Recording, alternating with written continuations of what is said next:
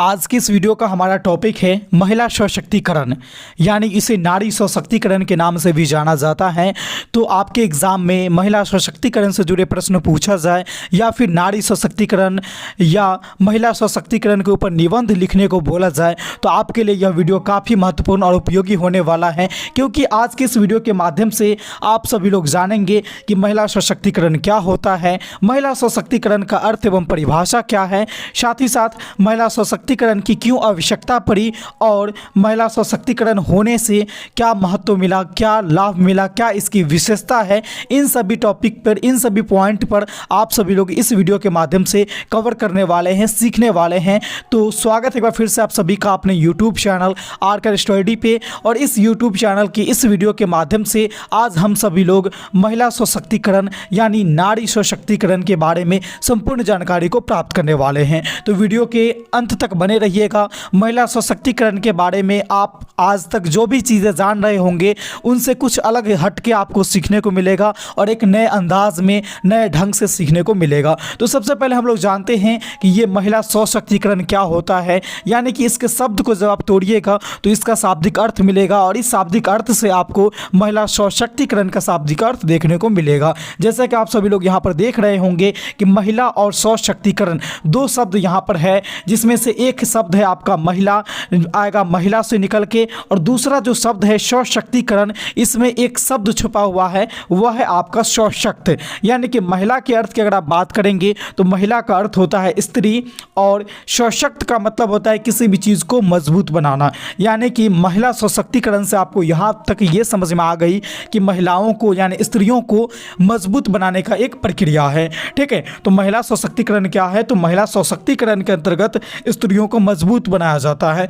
सशक्तिकरण को यदि आप दूसरे रूप से देखना चाहेंगे तो सशक्तिकरण को और तोड़िएगा तो इसमें आपको स, शक्ति और करण तीन ऐसे शब्द आपको दिखाई देंगे। स का मतलब यहाँ पर आप सभी लोग जान पाएंगे कि स का मतलब हो जाएगा सभी, और शक्ति का मतलब है वही शक्ति यानी ऊर्जा, और करण का मतलब होगा कि उसको प्रदान करना, यानी महिलाओं को सभी शक्ति प्रदान करना। ये आपका सशक्तिकरण यानी महिला सशक्तिकरण का शाब्दिक अर्थ यहाँ से बन के निकल जाएगा। अब आगे बात करते हैं कि महिला सशक्तिकरण ये जो है इसमें कौन कौन सी शक्तियाँ महिलाओं को दी जाती है, कौन कौन से अधिकार महिलाओं को प्राप्त कराई जाती है। जैसे कि रोजगार हो गया, शिक्षा है, समानता है, अच्छा स्वास्थ्य है, न्याय है, और अनेकों प्रकार के कार्य को करने की जो उसकी मनपसंद कार्य है उसको करने की जो अधिकार है वो सब चीज़ दिया जाएगा। यही महिला सशक्तिकरण के अंतर्गत आपको देखने को मिलता है। ठीक है, यदि आप बात करेंगे कि महिला सशक्तिकरण क्या है यानी इसकी परिभाषा की बात करेंगे तो आप इस तरह से कह सकते हैं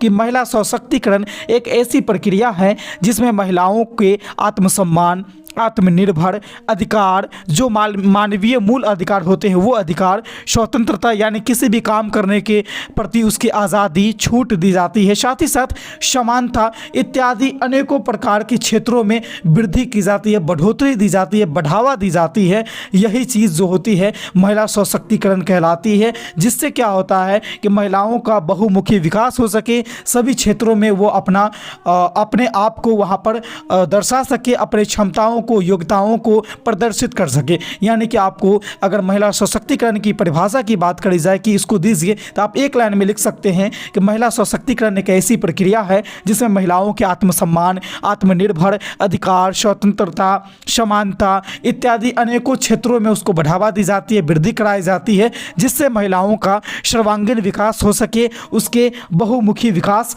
हो सके। यही प्रक्रिया महिला सशक्तिकरण कहलाती है। यदि आप इसको दूसरे शब्दों में और साधारण शब्दों में जानना चाहेंगे तो आप एक लाइन में ऐसे भी लिख सकते हैं कि महिलाओं को सभी क्षेत्र में मजबूत बनाना ही महिला सशक्तिकरण है। या आपको जो भी परिभाषा इसमें से अच्छा लगे, या फिर आप इन दोनों परिभाषाओं को देखने के बाद आपके मन में किसी तीसरे तरह का विचार आ रहा हो, तीसरे शब्द आपके मन में पनप रहे हों, तो आप उसको भी लिख सकते हैं आसानी से। आप अपने शब्दों में भी जवाब दे सकते हैं, किसी भी प्रकार की गलती होने की कोई गुंजाइश नहीं है। यानी कि महिलाओं को सभी क्षेत्र में मजबूत बनाया जाए, यही प्रक्रिया क्या कहलाएगा आपका महिला सशक्तिकरण कहलाती है। लेकिन बात ये आती है कि महिला सशक्तिकरण की आवश्यकता क्यों पड़ी। हम कोई भी प्रक्रिया को लागू करते हैं और उसको अपनाते हैं तो कहीं ना कहीं उसकी कोई नीड होती है, ज़रूरत होती है। इसी तरह से महिला सशक्तिकरण करने की, इस प्रक्रिया को लागू करने का आवश्यकता क्यों पड़ा, आप इस चीज़ को समझिए, फिर आपको महिला सशक्तिकरण के बारे में और अच्छे से चीज़ों को समझ में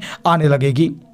देखिए, महिला सशक्तिकरण क्यों करना पड़ा, क्यों इसकी आवश्यकता पड़ी। ठीक है, तो देखिए कि हमारे पूरे अतीत की अगर हम बात करेंगे, यानी कि हमारे प्राचीन काल से ही महिलाओं के साथ अनेकों क्षेत्रों में भेदभाव किया जा रहा था, अनेकों क्षेत्रों में उनका शोषण किया जा रहा था। जैसे कुछ प्रमुख क्षेत्र की अगर आप एग्जाम्पल के तौर पर देखेंगे तो आ जाएगा, काम के आधार पर हो जाएगा, यानी काम के क्षेत्र में उनका शोषण किया जाता है, भेदभाव किया जाता है कि घर के सारे काम महिलाएँ ही करेंगी, बाहर के काम ये करने के योग्य नहीं है, या फिर खाना बनाना है वो महिलाओं का काम है, खेत में काम करना महिलाओं का नहीं है, आपके किसी भी दफ्तर में काम करना महिलाओं के बस की बात नहीं है, किसी भी नौकरी करना, किसी भी इंस्टीट्यूट को चलाना, ये सारे के सारे महिलाओं की बस की बात नहीं है, ऐसा माना जाता था प्राचीन काल में। तो वो एक तरह से भेदभाव किया जाता था, कामों में उनका वहाँ पर शोषण किया जाता था। इस तरह से अनेकों क्षेत्र, जैसे खान पान में भी उनके साथ इसी तरह का भेदभाव और शोषण देखने को मिलता था, रहन सहन में भी मिलता था, साथ ही साथ स्वतंत्रता और समानता के क्षेत्र में भी मिलता था कि महिलाओं को उतनी छूट नहीं दी जाती थी कि वो सभी जगह पे जाके अपने परचम को लहरा सके, अपने जो क्षमता है, योग्यता है, उसको प्रदर्शित कर सके। ठीक है, इत्यादि आप पाएंगे। शिक्षा के क्षेत्र में भी, मतलब अनेकों प्रकार के ऐसे क्षेत्र हैं जहाँ पे महिलाओं के साथ भेदभाव और उनका शोषण किया जा रहा है प्राचीन काल से ही। तो सवाल ये आती है कि इनको बंद कैसे किया जाए। ठीक है, तो इतने सारे क्षेत्र में जब भेदभाव होगा, जब शोषण किया जाएगा, तो स्वाभाविक सी बात है कि महिलाओं का बहुमुखी विकास जो है वह कभी भी संभव नहीं हो पाएगा। ठीक है, कभी भी हो ही नहीं सकता है। जिससे क्या होता है कि महिलाओं में आत्मविश्वास की कमी पाई जाती थी, उसमें उनको आत्मसम्मान नहीं मिला, महिलाओं को स्वतंत्रता नहीं मिली। आप पाएंगे कि शिक्षा से वे वंचित रहते थे। आप पाएंगे कि खुद से कोई भी निर्णय नहीं ले सकते थे, क्योंकि उनको इतनी आज़ादी कहाँ दी गई है, इनको इतना अधिकार कहाँ दिया गया था कि वो अपना निर्णय खुद से ले सके। इत्यादि अनेकों प्रकार से उनको शोषण किया जा रहा था, भेदभाव किया जा रहा था, जिससे वो आगे बढ़ नहीं पा रहे थे, उनकी डेवलपमेंट जो है रुक गई थी। ठीक है, तो इन्हीं सारे चीज़ों को दूर करने के लिए, के लिए महिला सशक्तिकरण एक प्रक्रिया को लागू किया गया, एक कार्यक्रम को रखा गया, जिससे क्या होता है कि महिलाओं को वो सभी अधिकार दिया गया जो वो चाहती है, जो उनको मिलना चाहिए। जिससे क्या हो गया कि वे अपनी योग्यता, क्षमता और प्रतिभा को अलग अलग क्षेत्रों में, अलग अलग दिशाओं में अपने जलवा को वो बिखेर सके, अपने प्रतिभाओं को प्रदर्शित कर सके, अपने योग्यताओं को वहाँ पर प्रस्तुत कर सके। तो जिनसे क्या हुआ कि महिलाओं को अनेकों क्षेत्र में, अनेकों जगहों पे बहुत सारे नाम आए और अलग अलग ढंग से उन्होंने काम किया। पुरुषों से कंधों मिलाकर उन्होंने काम किया। कुछ क्षेत्र में तो वो पुरुषों से आगे भी निकल गए। ठीक है, तो आप पाएंगे जैसे कि महिला सशक्तिकरण लाया गया तो उनके पैर की जो बेड़ियां थी, हाथों में जो जंजीरें थी, वो सारा टूट गया। अब वो स्वतंत्र थी, खुद से निर्णय लेने में, खुद से किसी भी पक्ष में काम करने में, किसी भी क्षेत्र में वो आगे बढ़ने को स्वतंत्र थी। जो पहले प्राचीन काल से चली आ रही पैरों में बेड़ियां लगी थी, हाथों में जंजीर से बंधी थी, वो सारा चीज़ें टूट गई, छूट गई। क्यों? क्योंकि अब महिला सशक्तिकरण कार्यक्रम को लागू किया गया था, जिसमें महिलाओं को सशक्त बनाना था। ठीक है, अब महिला सशक्तिकरण जब लागू किया गया, जब ये प्रक्रियाएं कुछ दिनों तक अच्छे ढंगों से चली, उनको सब छूट दिया गया, हर अधिकार दी गई, तो उनके कई सारे आपको जो है लाभ देखने को मिलता है। तो महिला सशक्तिकरण में आप महिलाओं के सशक्तिकरण होने के बाद क्या लाभ बना है, क्या लाभ मिला है, इनको भी ज़रूर दर्शाइएगा, तभी जाकर के ये टॉपिक पूरा आपका कंप्लीट होगा। तो चलिए कुछ हम लोग महिला सशक्तिकरण के प्रमुख लाभ की ओर चलते हैं और इसके बारे में जानकारी को प्राप्त करते हैं। तो आप पाएंगे कि महिला सशक्तिकरण लाने से महिलाओं की शिक्षा, उनके सम्मान और उनके मानवीय मूल अधिकार जो भी था वो महिलाओं को आसानी से मिलने लगा। आज महिला सभी क्षेत्र में अपने मनपसंद कार्य करने को स्वतंत्र है, उसको पूरी आज़ादी मिली है। वो जैसा काम चाहेगी वैसा कर सकते हैं, किसी भी तरह की उनको बाधाएं या फिर बंधन नहीं है।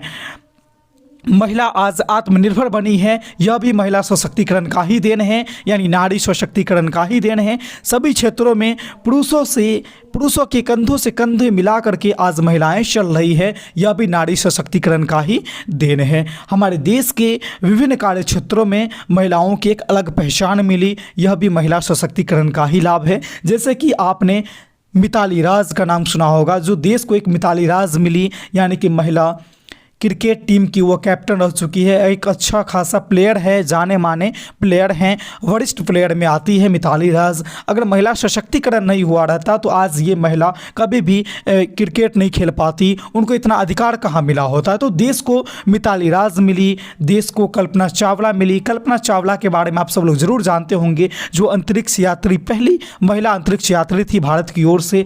तो वह भी कल्पना चावला जो है, यह भी नारी सशक्तिकरण के फलस्वरूप ही इनको इतना दिया गया, छूट दी गई कि वो अपने इस मुकाम तक पहुंच सकी। यानी देश को कल्पना चावला मिली।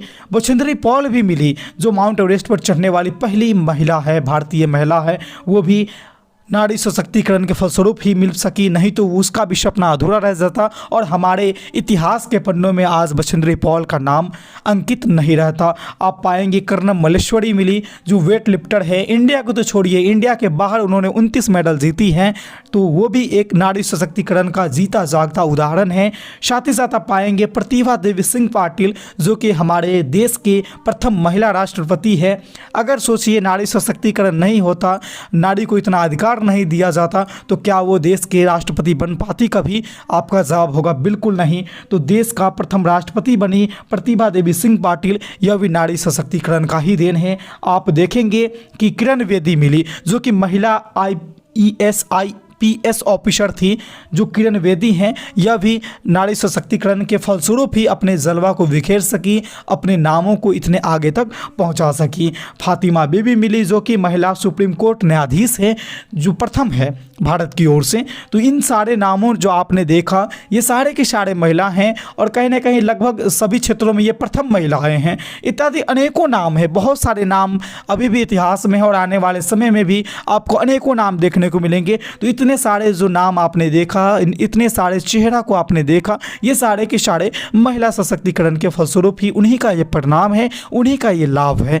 तो आप उम्मीद कर सकते हैं कि महिला सशक्तिकरण कितना महत्वपूर्ण था, कितने दिनों से महिलाओं के साथ भेदभाव किया जा रहा था, कितना उनका शोषण किया जा रहा था, सभी क्षेत्रों में उनकी प्रतिभाओं को दबाया जा रहा था, जो कि महिला सशक्तिकरण लाने से वो अपनी प्रतिभाओं को निखार सकती है। अब अपने देश विदेश हर जगह पे, हर एक कार्य क्षेत्र में अपना परचम वो लहरा सकती है। तो उम्मीद करते हैं कि महिला सशक्तिकरण ये जो टॉपिक था आप सबों को अच्छे से समझ में आ गया होगा। इस वीडियो में आपने महिला सशक्तिकरण क्या है, इसके अर्थ, इसके परिभाषा, इसके लागू करने का क्या कारण बना, उसको जाना, और साथ ही साथ महिला सशक्तिकरण लागू होने से देश को क्या फ़ायदा मिला, क्या क्या लाभ मिली, आप इन सारे चीज़ों का कंप्लीट जानकारी को प्राप्त किया है। उम्मीद करते हैं कि यह वीडियो आपके लिए काफ़ी अच्छा होगा, रोचक होगा, महत्वपूर्ण होगा और साथ ही साथ उपयोगी भी होगा। अगर इस तरह के वीडियो में किसी प्रकार की कहीं पर भी कोई चीज़ आपको अगर नहीं समझ में आई है तो आप हमें कमेंट के माध्यम से ज़रूर बताइएगा। ये वीडियो कैसी लगी, अच्छी लगी, ये बात भी आप हमें कमेंट के माध्यम से बताना